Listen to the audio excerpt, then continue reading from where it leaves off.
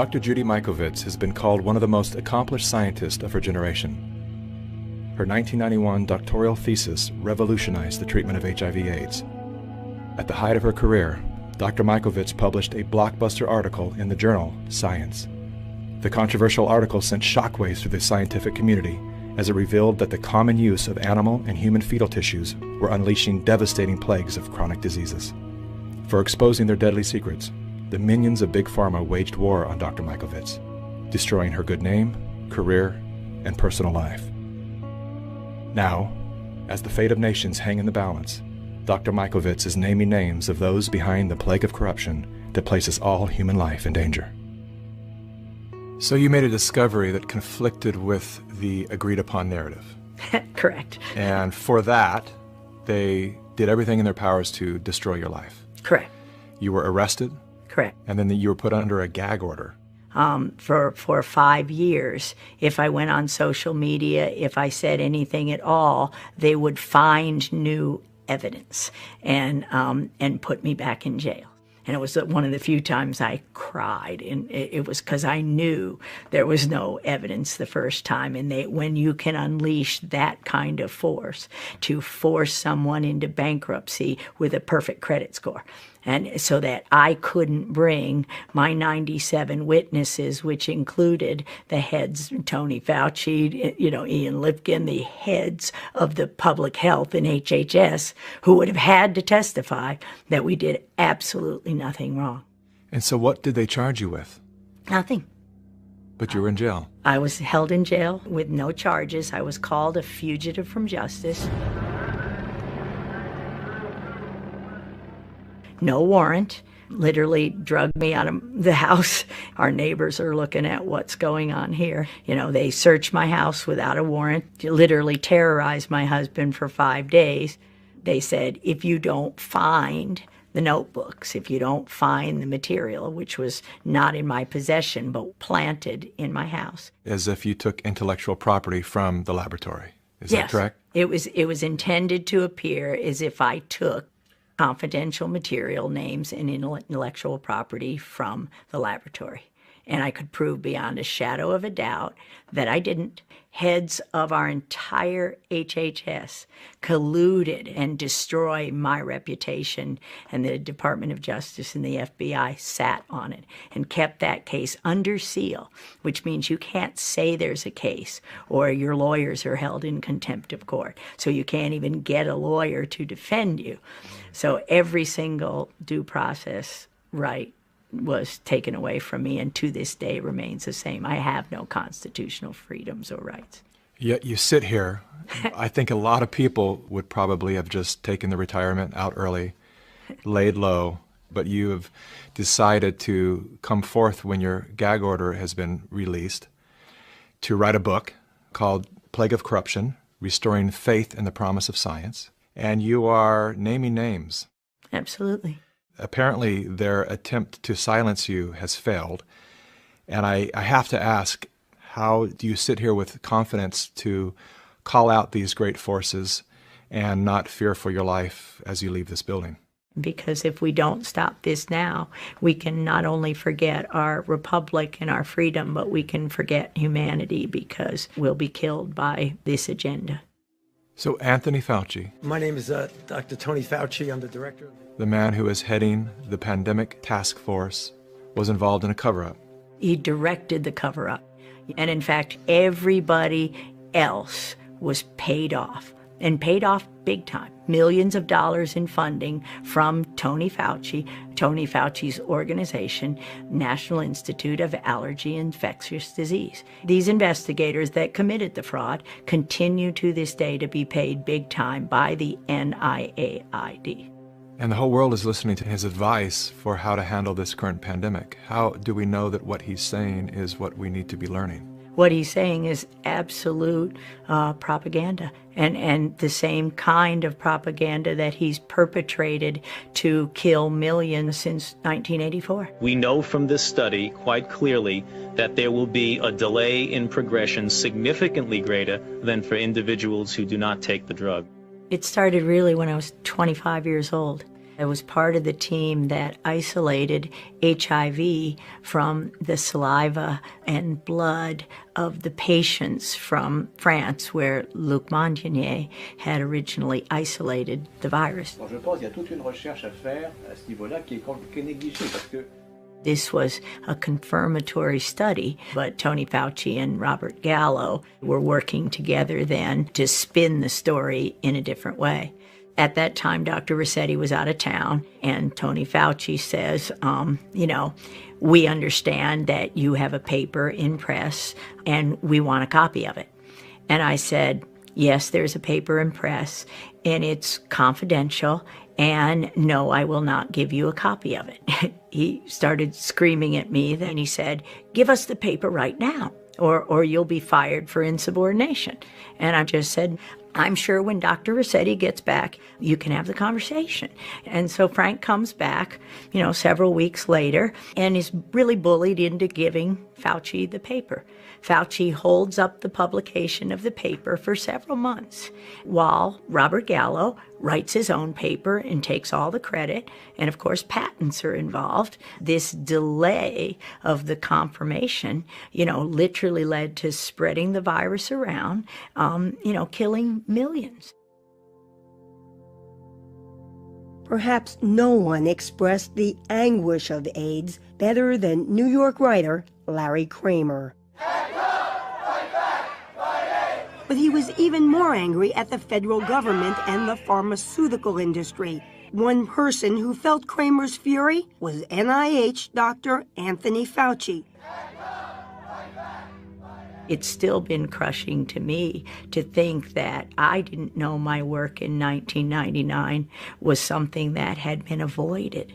From 83 and 82, when the virus was isolated, the virus didn't have to wait until 84 to be confirmed. Think of how many people, the entire continent of Africa, lost a generation as that virus was spread through because of the arrogance of a group of people, and it includes Robert Redfield, who's now the head of the CDC. Right along with Tony Fauci. They were working together to take credit and make money, and they had the patents on it and tailored them to IL-2 therapy, which was absolutely the wrong therapy. And had that not happened, millions wouldn't have died from HIV. How can a man who's giving, any person who's giving global advice for health, own a patent in the solution in the vaccine? Isn't that a conflict of interest, or shouldn't it be? It is a conflict of interest. And in fact, this is one of the things that I've been saying and would like to say to President Trump: repeal the Bayh-Dole Act. Bayh-Dole fundamentally changed the way universities approach technology transfer, and you can see that best in the statistics. Universities obtain 16 times as many patents today as they did in 1980. Now, everybody's getting more patents, but still, universities' share of all patents in the United States is more than 5 times greater than it was before Bayh-Dole. The situation has gotten so bad that one information technology industry official has publicly referred to universities as, quote, crack addicts, unquote, driven by, quote, small-minded tech transfer offices addicted to patent royalties. That act gave government workers the right to patent their discoveries, so to claim intellectual property for discoveries that the taxpayer paid for. Ever since that happened in the early 80s, it destroyed science. And this allowed the development of those conflicts of interest. And this is the crime behind letting somebody like Bill Gates with billions of dollars, nobody elected him, he has no medical background, he has no expertise, but we let people like that have a voice in this country while we destroy the lives of millions of people. Normalcy only returns when we've largely vaccinated the entire global population. If we activate mandatory vaccines globally, I imagine these people stand to make hundreds of billions of dollars that own the vaccines. And they'll kill millions, as they already have with their vaccines. There is no vaccine currently on the schedule for any RNA virus that works. So I have to ask you, are you anti-vaccine? Oh, absolutely not.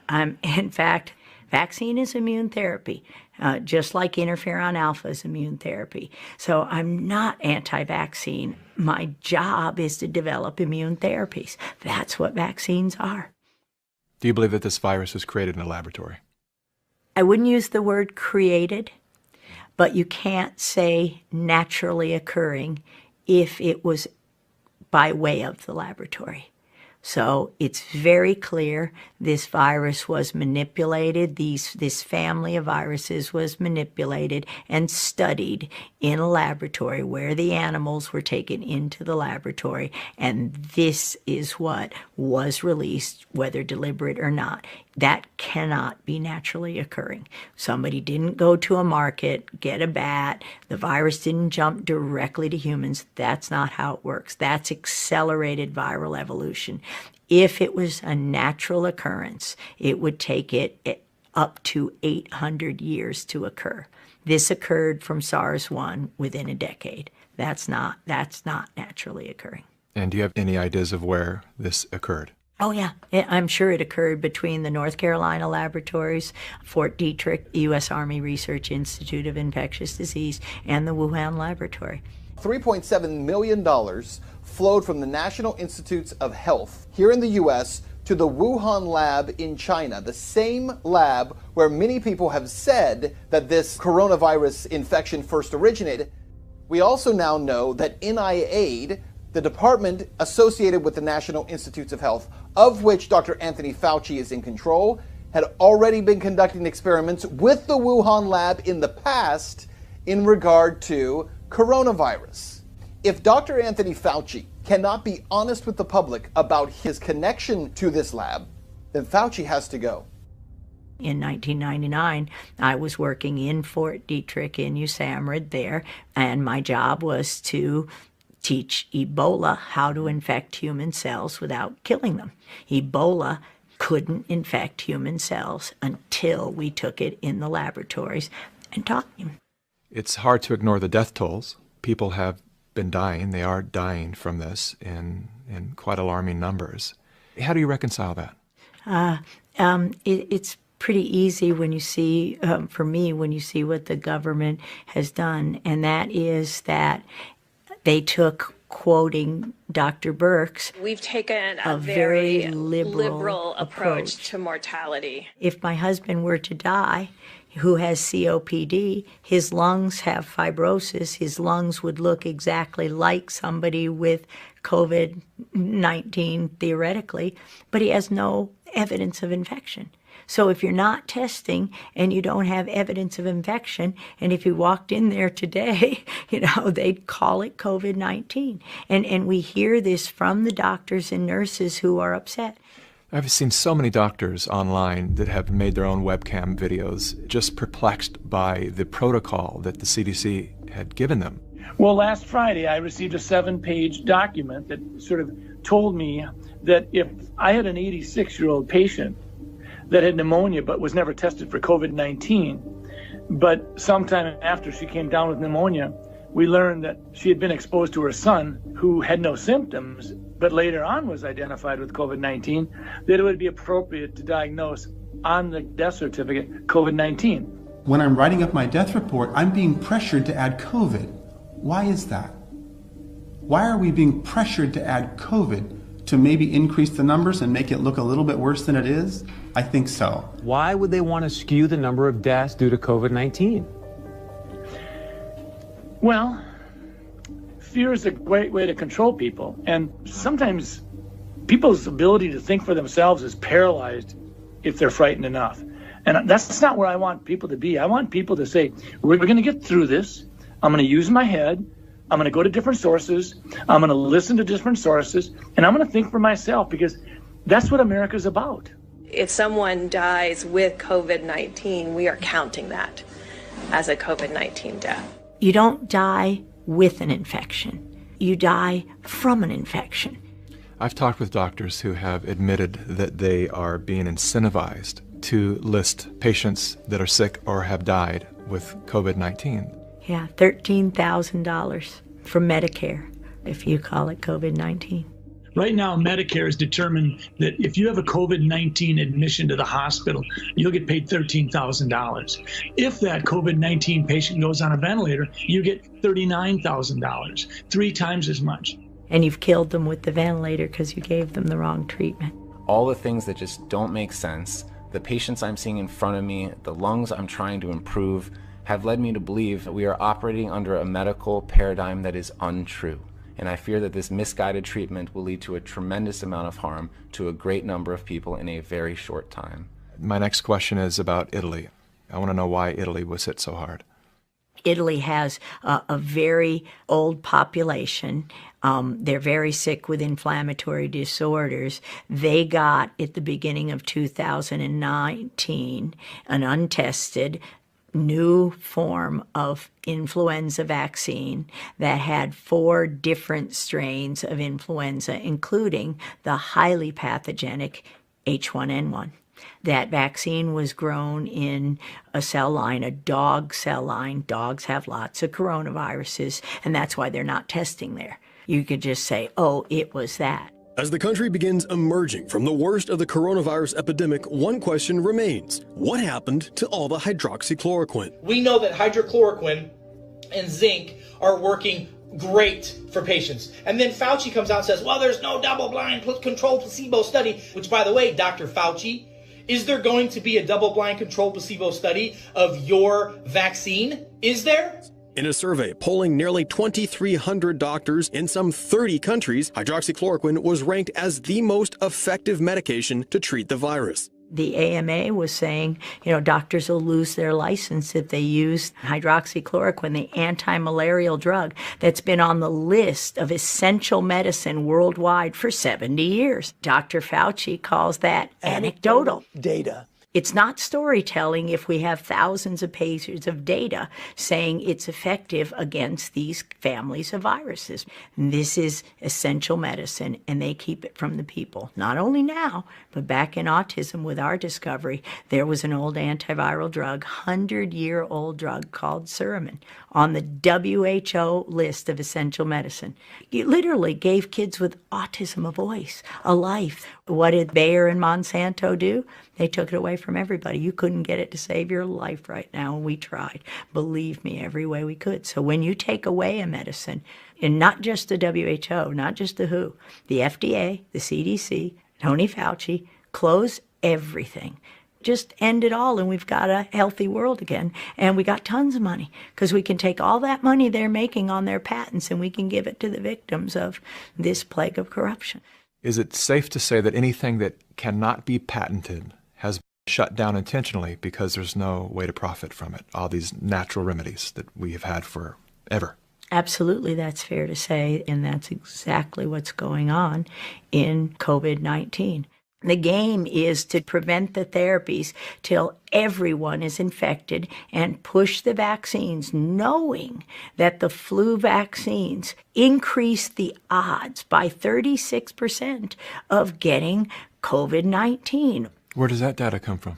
A publication last year where the military who had been vaccinated with influenza were more susceptible to coronaviruses. Coronaviruses are in every animal. So if you've ever had a flu vaccine, you were injected with coronaviruses. And then to put on a mask. This doesn't make any sense. We wear masks in an acute setting to protect us. We're not wearing masks. Why is that? Because we understand microbiology, we understand immunology, and we want strong immune systems. Our immune system is used to touching. We share bacteria, staphylococcal, streptococcal bacteria, viruses. We develop an immune response daily to this stuff. When you take that away from me, my immune system drops.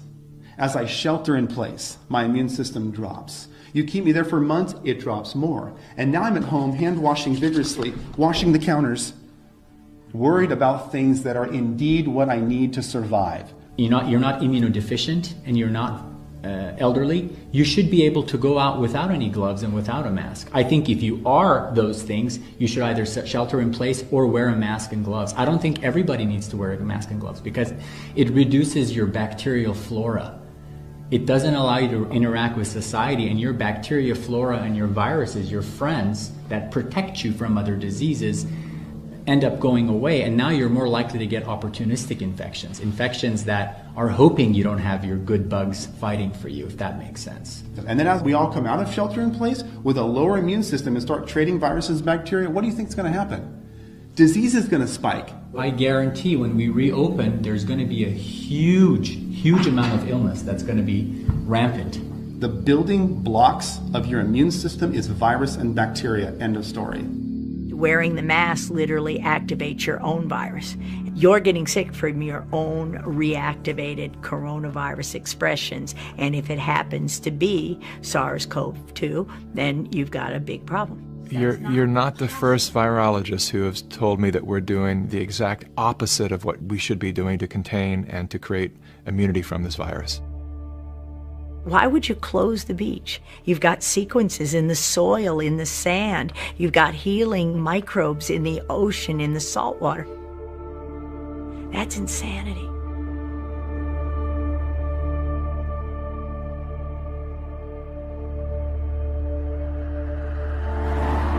These institutions that are polluting our environment and our bodies, there was a time when they actually had to fight their own battles.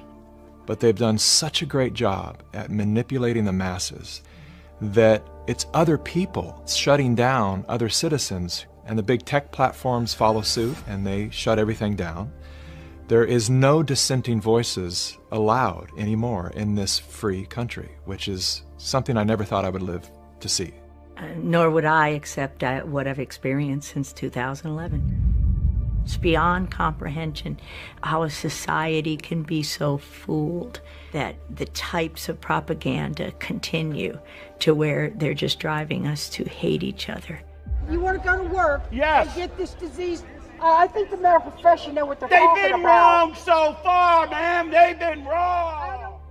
Hopefully, this is the wake-up call of all America to realize this makes no sense, and we win because it will take down the whole program with information like this. And for me, it's the great news that the doctors are waking up and saying, wait a minute. You doctors that are watching this, and I see a lot of you right here, why are you not getting loud? I'm here to defend you. I'm here to defend my freedoms. I'm here to defend my family's freedoms, my patients' rights to choose what to do with their life. I'm just blown away. And I'm blown away why there are not more doctors like me talking about this all over the place. We should be banding together right now. You need to wake up because your liberties are getting taken away from you all because of fake news that's out there. This is wrong. People should be going to jail for this stuff. So it's not the scientists who are in any way dishonest. They're listening to people who for more than 40 years have controlled who gets funded, what gets published. And I'm sorry to say many, many people will simply take the money and the fame and that support things that absolutely aren't true. What do you say to the medical professionals that are just beginning to get a glimpse of the depth to which they have been misled and steered away from their oath to do no harm? I say forgive yourselves. It's the hardest thing to realize for all of us, and is that with all the best intention, we studied, we learned what we thought was the truth. We had no idea that the data that we were being told was true was not true. We've been taught now in our schools a very different science. You don't get funded if you don't speak the party line. You don't get published. That was probably the hardest thing for me to take, is understanding that scientific journals would twist a discovery that should have healed all. Will the scientific community have the courage to answer the question of whether these diseases might have been of their own creation? Thank you. So what we did pretty much ever since I got out of jail, we started an education company. We wake up doctors, and it's very difficult. But every doctor who realized they may have been part of the problem has now turned that around to march toward a better society and restore faith in the promise of medicine. That's all we can do. Well, Dr. Mikovits, thank you so much for your time. It's been a real honor to sit here with you, and particularly thank you for your courage. Thank you, Mickey. I appreciate it a lot. The idea that we are now a few days away from a new administration, given, as you heard from the introduction, that I have been around for a while and have had the opportunity of serving in 5 administrations, I thought I would bring that perspective to the topic today, is the issue of pandemic preparedness. And if there's one message that I want to leave with you today, is that there is no question that there will be a surprise outbreak. The thing we're extraordinarily confident about is that we are going to see this in the next few years. Thank you.